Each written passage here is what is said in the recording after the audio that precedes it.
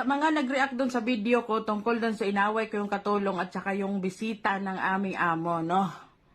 Diyos ko naman, tapusin nyo naman yung video, no? Bago kayo mag-react dyan. Kinukuha nyo lang yung negative. Kinukuha lang namin ng negative. Putang ina. Doon pa lang sa pang-aaway mo sa bisita ng amo mo, kabastusan na yun eh. Ha? Anong maganda doon? Sige nga, inaway mo pa yung kasambahay niya. Hindi ko gets. So anong gusto mo? Panoorin namin yung buong video mo. Una pa lang sablay na. Alam mo, ang tanda mo na. No? Hindi mo magets yung punto ng mga taong kung ano-ano sinasabi sa ginawa mo, sa action mo. Ha? Mali na nga yung inaway mo, ha? In the beginning, pinahiya mo pa. Although hindi mo pinangalanan, pero kasama mo eh.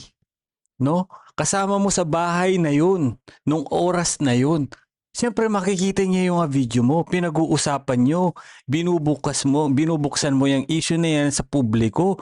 Kahit hindi namin kilala kung sino yung babaeng tinutukoy mo, konting respeto na lang din, ano? Mali na nga yung ginawa mo, parang kami pang masama. Putangin na.